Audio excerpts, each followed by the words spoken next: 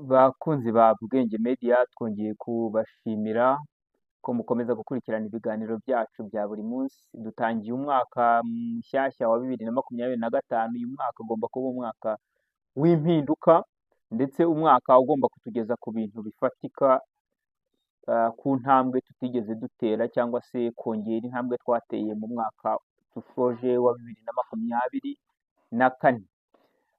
Uyu mwaka rero tugiye gutangirana n'amasomo twabasezeranije ajyanye no kugira ubumenyi buhagije mu bijyanye no gukora filime ndetse no kweditinga ku buryo ushobora kubibyaza umusaruro muri social medias.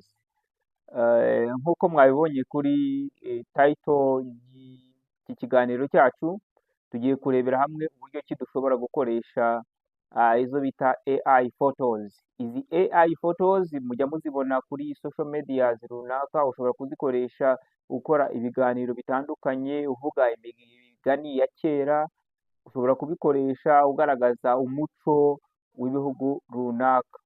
Izo AI photos rero kuzikora bisaba ubumenyi, ni skills, nibyo tugiye kurebera hamwe, ubumenyi bw'ibanze bwifashishwa kugira ngo dukore izi AI photos.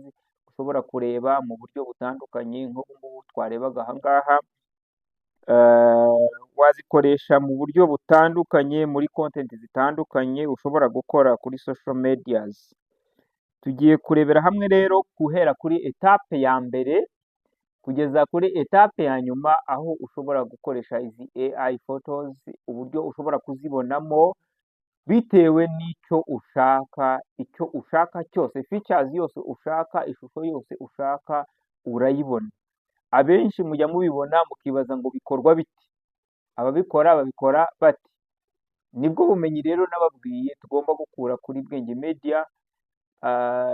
Tuzahakura ubumenyi butandukanye nk'uko nababwiye, mu bijyanye n'ubukungu, mu bijyanye na video making, mu bijyanye na film making n'ibindi bitandukanye. Wowe wakoze subscribe rero uri umuntu w'agaciro, ni wowe byose tubikesha.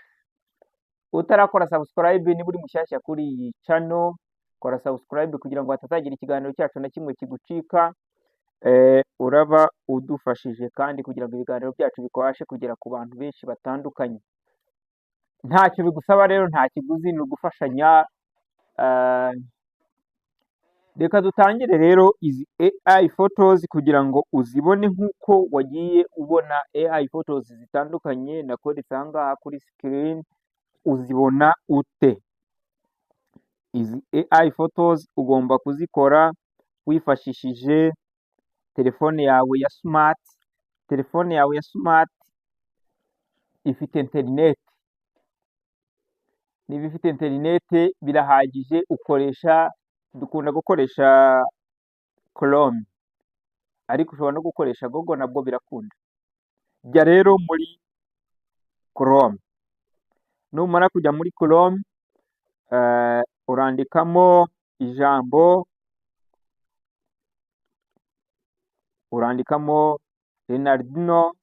Leonardo cyangwa se Leonard,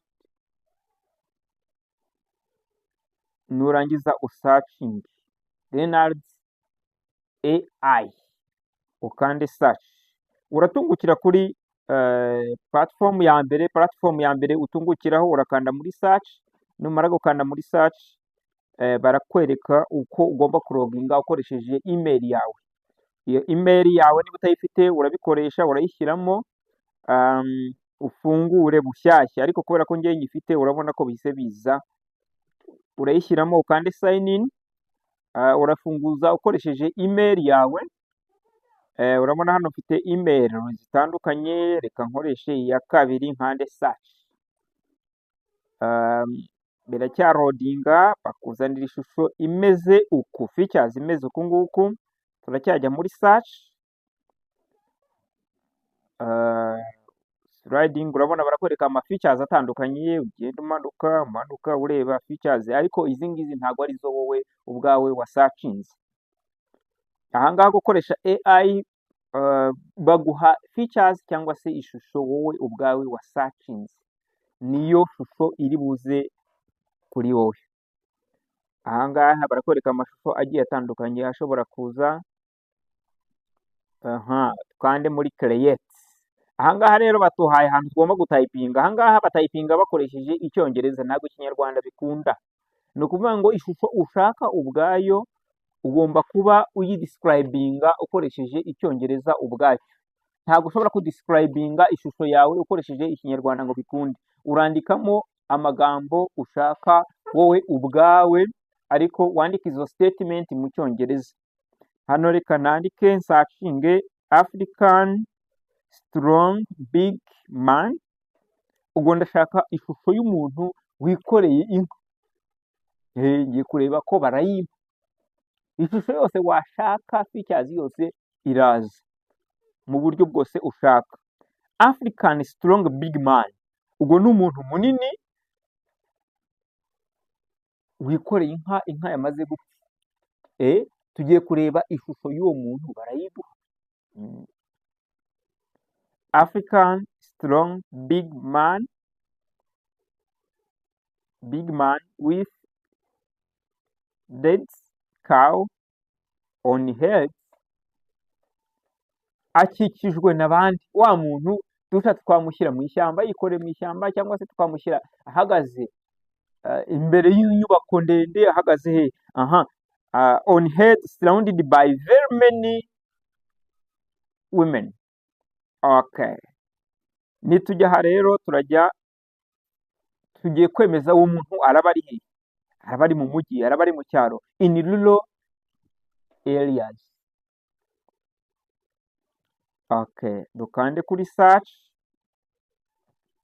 We must wait by using your internet. Okay, just finish.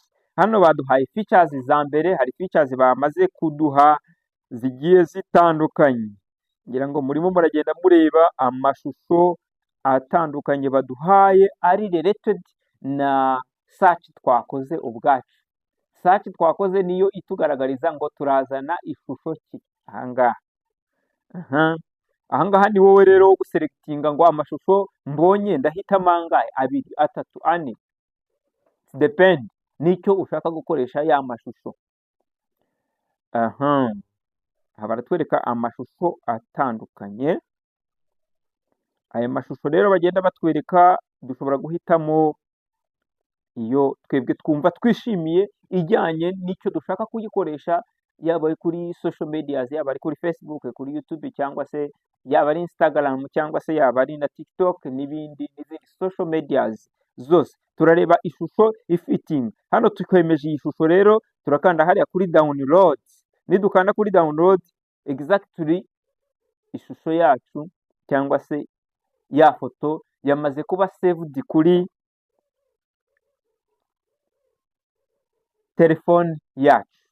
Tushobora no kujya ku yindi shusho nayo tukayemeza, tukadownloadinga nayo tukayisavinga hehe. Tugiye rero dusubiye muri telefone yacu, turajya kureba muri file, turareba nkuko mubibona, murabona ishusho twasavinze ubwazo zamaze kugera hehe muri telefone.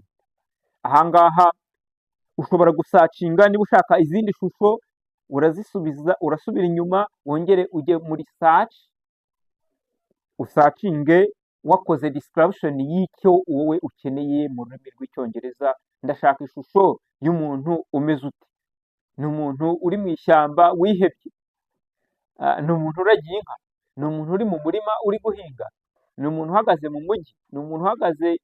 Donc icyo ushaka nicyo udescribinga, hanyuma ni nacyo kigira gite, ni nacyo kiza ku ishusho yawe.